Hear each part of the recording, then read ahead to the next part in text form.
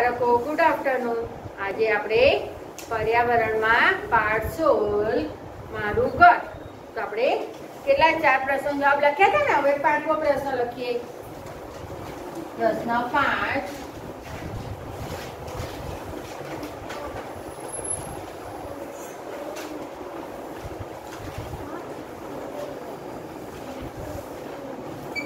નીચે આપેલ પ્રશ્નોના જવાબ લખો.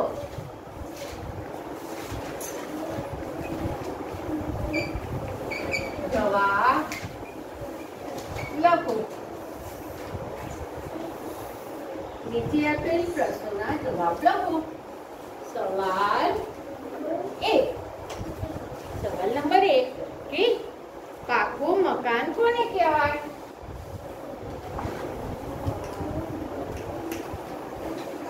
પાકું મકાન કોને કહેવાય?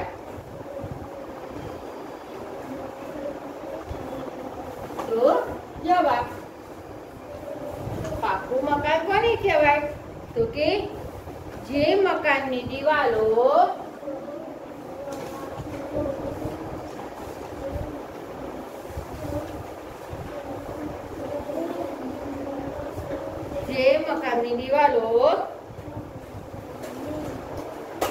પથ્થર, ઈંટો,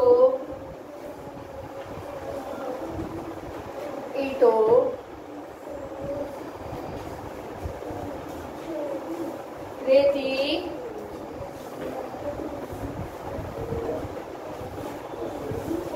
અને સિમેન્ટની બનેલી હોય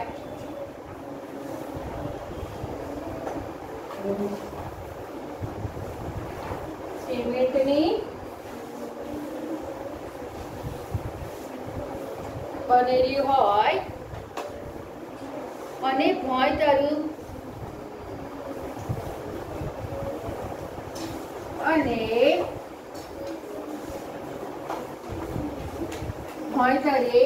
સિમેન્ટ, પથ્થર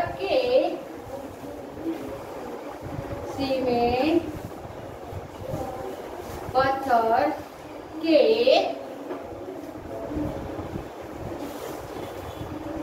લાદી હોય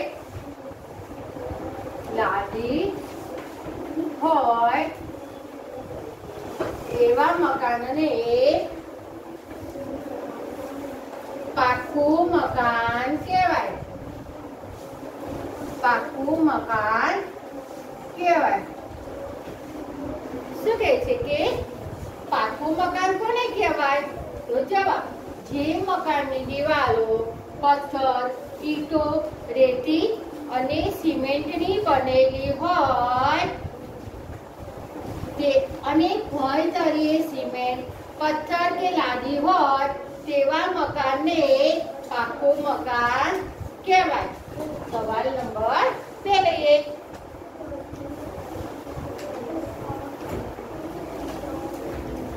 કાચું મકાન કોને કહેવાય?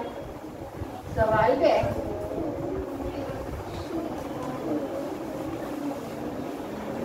કાચું મકાન કોને કહેવાય? કાચું મકાન કોને કહેવાય? શું કહે છે? કાચું મકાન કોને કહેવાય? તો જવાબ જે મકાનની દિવાલો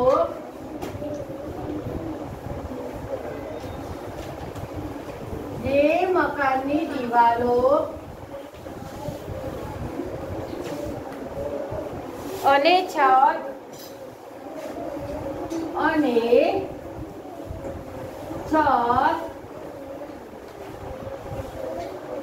વાંસ કે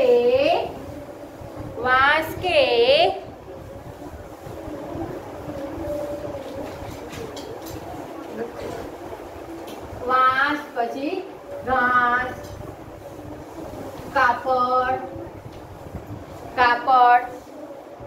પતરા,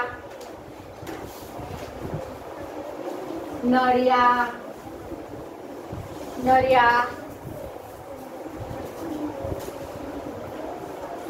કે માટીની બનેલી હોય કે માટીની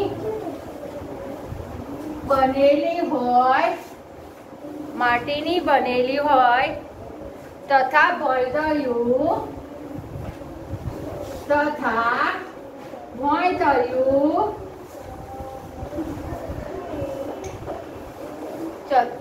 ભોંયતળિયું માટી લીપણ કે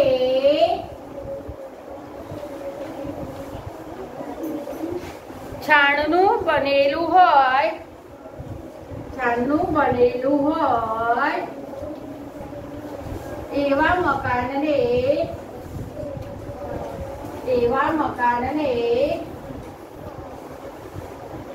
કાચું મકાન કહેવાય.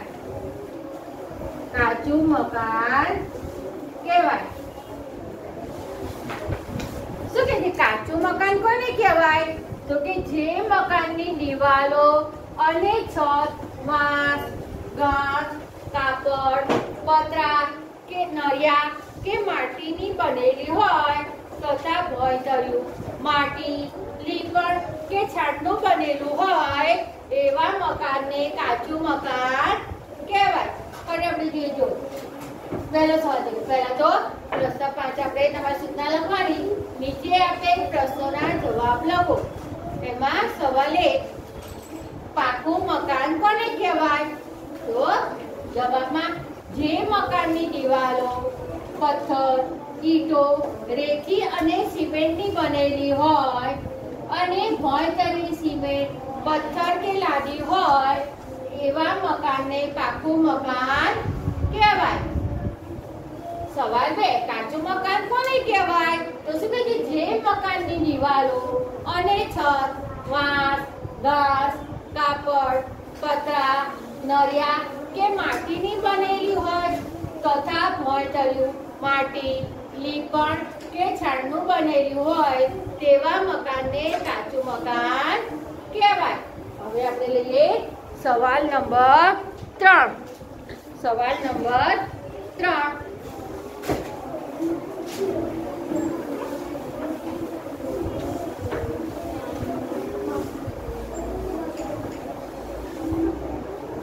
સવાલ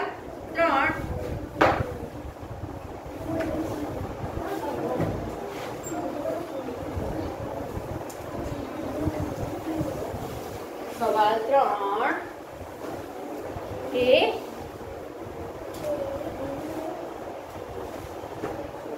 તમારું મકાન કાચું છે કે પાકું? તમારું મકાન કાચું છે કે પાકું? કાચું છે કે પાકું? જવાબ સવાલમાં શું કહે છે કે તમારું મકાન કાચું છે કે પાકું? તો કે મારું મકાન પાકું છે. મારું મકાન પાકું છે. મારું મકાન પાકું છે. તેની દિવાલો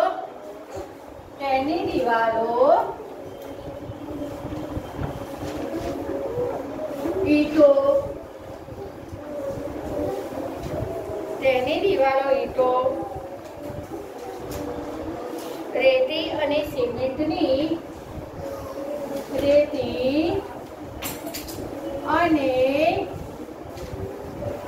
સિમેન્ટની બનેલી છે. સિમેન્ટની બનેલી છે. તેની છત પર પતરા અને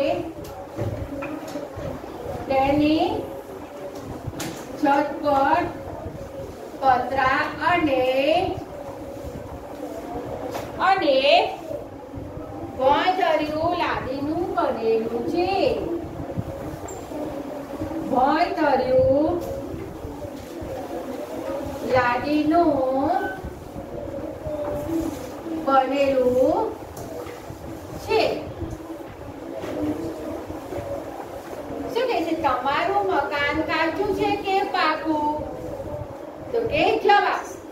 મારું મકાન પાકું છે. તેની દિવાલો ઈંટો, રેતી અને સિમેન્ટની બનેલી છે. તેની છત પર પતરા અને ભોંયતળિયું લાદીનું બનેલું છે. સવાલ નંબર 4. સવાલ નંબર 4. ભૂપેનના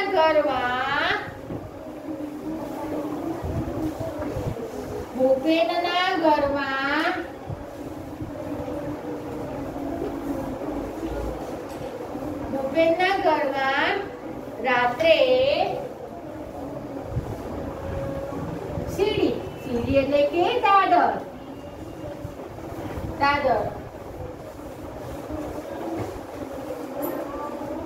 કેમ લઈ લેવામાં આવતો હશે? કેમ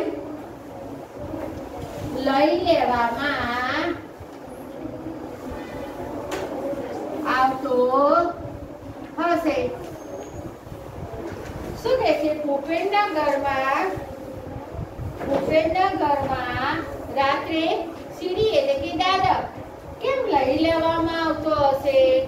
હવે આપણે જવાબ અહીંયા બાજુમાં લખું છું.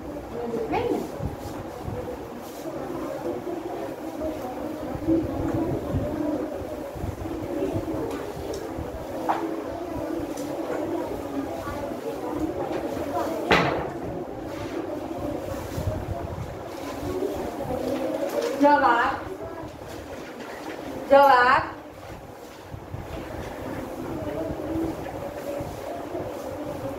કે રાત્રિના સમયે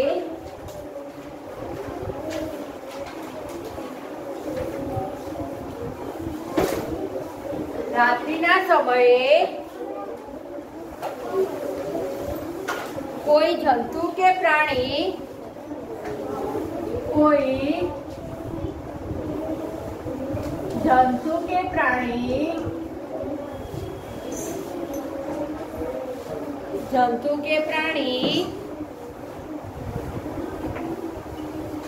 સીડી મારફતે ઘરમાં આવી ન જાય,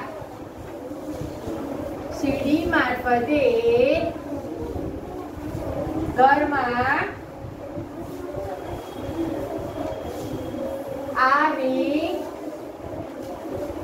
ન જાય, સીડી મારફતે ઘરમાં આવી ન જાય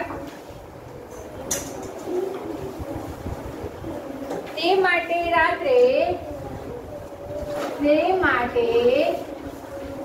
રાત્રે સીડી એટલે કે દાદર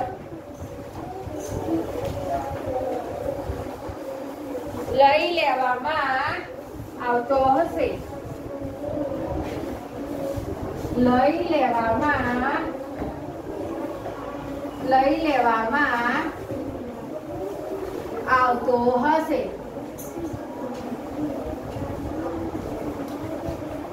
શું કહે છે સવાલમાં? કે ભૂપેનના ઘરમાં રાત્રે સીડી કે દાદર કેમ લઈ લેવામાં આવતો હશે? તો જવાબ રાત્રિના સમયે કોઈ જંતુ કે પ્રાણી સીડી મારફતે ઘરમાં આવી ન જાય તે માટે રાત્રે સીડી કે દાદર લઈ લેવામાં આવતો હશે. સવાલ નંબર 5.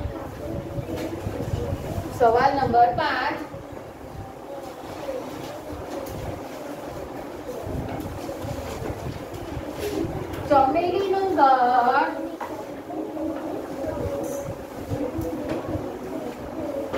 કયા વિસ્તારમાં છે?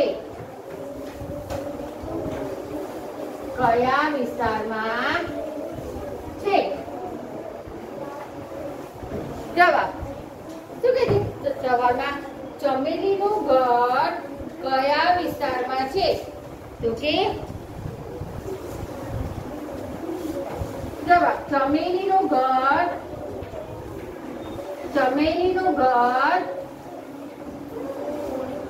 મનાલી વિસ્તારમાં છે.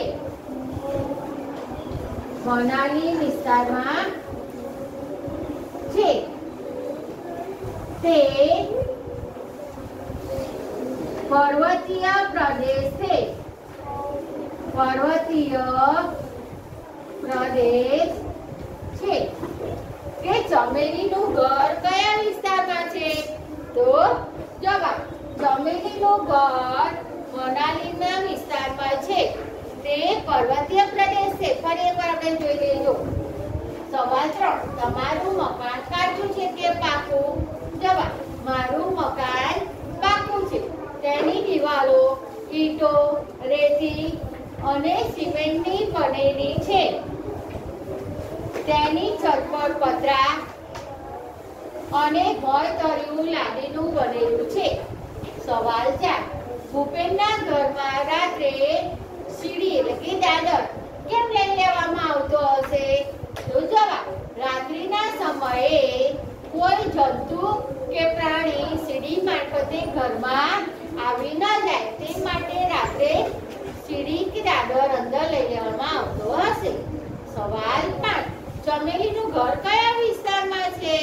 તો જવાબ ચમેલીનું ઘર મનાલી વિસ્તારમાં છે. તે પર્વતીય પ્રદેશ છે.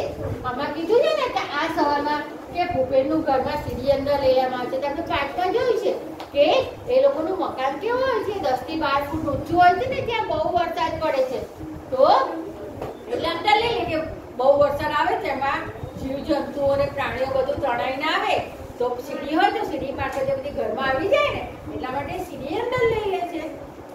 હવે આપણે નવો સવાલ લઈએ. સવાલ નંબર 6. સવાલ નંબર 6.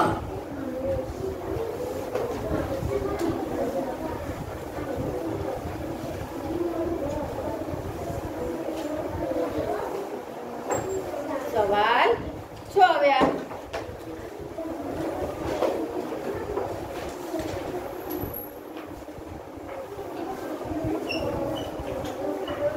સવાલ નંબર 6.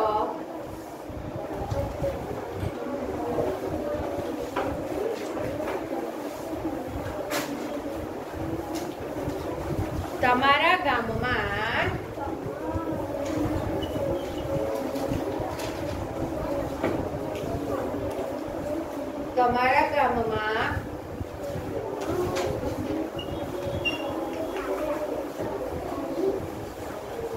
કેવા કેવા પ્રકારના ઘર જોવા મળે છે? કેવા કેવા પ્રકારના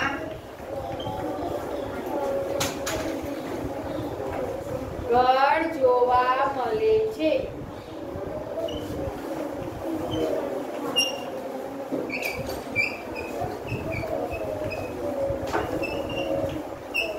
જવાબ સવાલમાં શું કહે છે? તમારા ગામમાં કેવા કેવા પ્રકારના ઘર જોવા મળે છે? તો જવાબમાં શું આવશે કે અમારા ગામમાં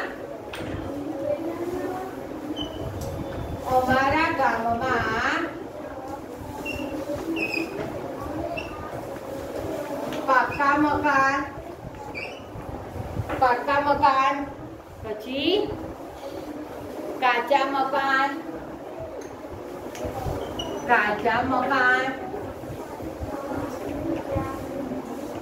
ઝૂંપડીઓ,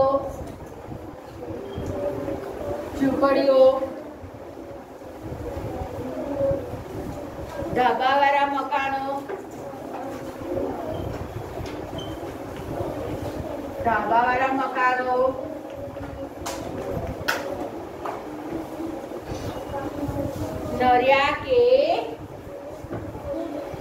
નરિયા કે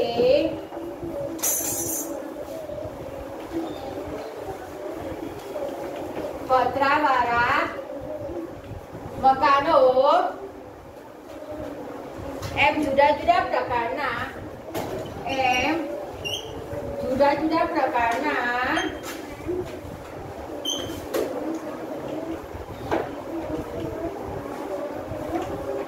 ઘર જોવા મળે છે.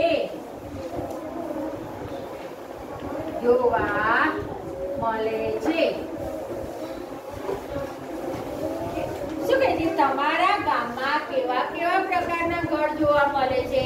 તો જવાબ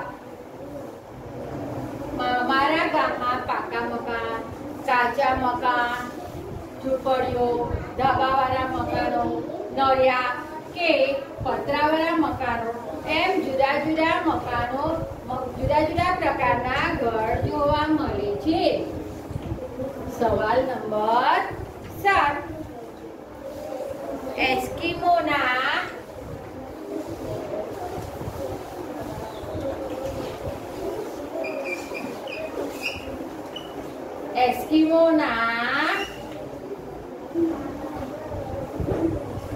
બરફથી બનાવેલા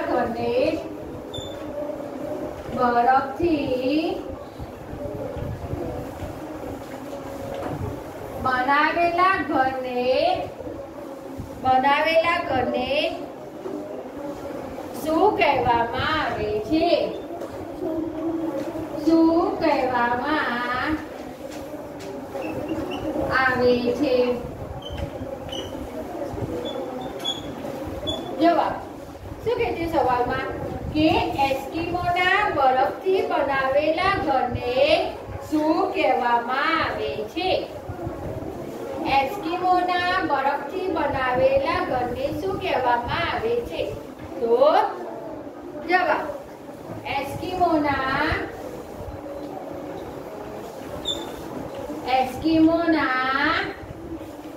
બરફથી બનાવેલા ઘરને ઇગ્લુ કહેવામાં આવે છે. ઇગ્લુ કહેવામાં આવે છે. કે એસ્કિમોના બરફથી બનાવેલા ઘરને શું કહેવામાં આવે છે? તો જવાબ એસ્કિમોના બરફથી બનાવેલા ઘરને ઇગ્લુ કહેવામાં આવે છે. એસ્કિમોના બરફથી બનાવેલા ઘરને ઇગ્લુ કહેવામાં આવે છે. બરાબર? તો હવે ફરી એકવાર જોઈ લઈએ સવાલ કે તમારા ગામમાં કેવા કેવા પ્રકારના ઘર જોવા મળે છે? કે જવાબ અમારા ઘરમાં પાકા મકાન, કાચા મકાન, ઝૂંપડીઓ, ધાબાવાળા મકાનો, નળિયા કે પતરાવાળા મકાનો એમ જુદા જુદા પ્રકારના ઘર જોવા મળે છે. 7મો સવાલ એસ્કિમોના બરફથી બનાવેલા ઘરને શું કહેવામાં આવે છે? તો જવાબ એસ્કિમોના બરફથી બનાવેલા ઘરને ઇગ્લુ કહેવામાં આવે છે. હવે આપણે લઈએ સવાલ નંબર 8.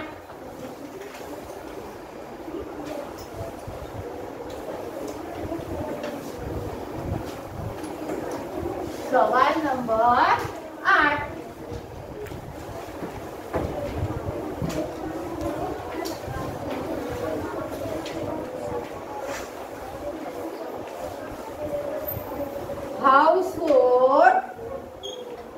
હાઉસબોટ શું કામમાં આવે છે?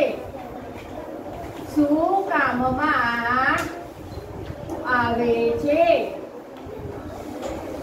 જવાબ સવાલમાં શું કહે છે? હાઉસબોટ શું કામમાં આવે છે? તો કે નાવડીમાં બનાવેલું ઘર, નાવડીમાં બનાવેલું ઘર એટલે હાઉસબોટ.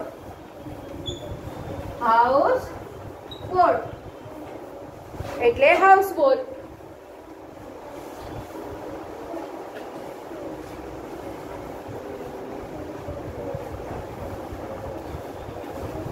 લોકો હાઉસબોટ દ્વારા લોકો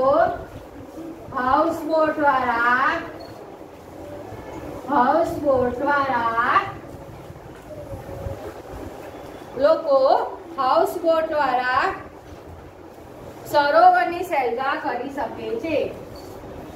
સરોવરની સહેલગા કરી શકે છે.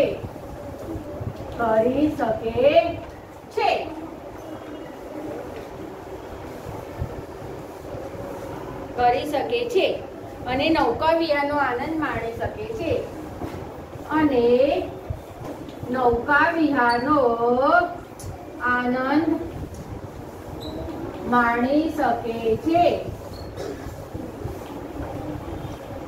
શું કે છે? નૌકા વિહારનો આનંદ માણી શકે છે. તો ચલો સવાલ આપણે શું લખ્યો? હાઉસબોટ શું કામમાં આવે છે? તો કે હાઉસબોટ, નાવડીમાં બનાવેલું ઘર એટલે હાઉસબોટ. લોકો હાઉસબોટ વાળા સરોવરની સહેલગા કરી શકે છે અને નૌકા વિહારનો આનંદ માણી શકે છે. તો આજે આપણે પર્યાવરણમાં પાડશોલ મારું ઘર એમાં આપણે પ્રશ્નોના જવાબ લખ્યા. તો એ સારા અક્ષરે લખી તૈયાર કરી દેજો. હરિઓમ.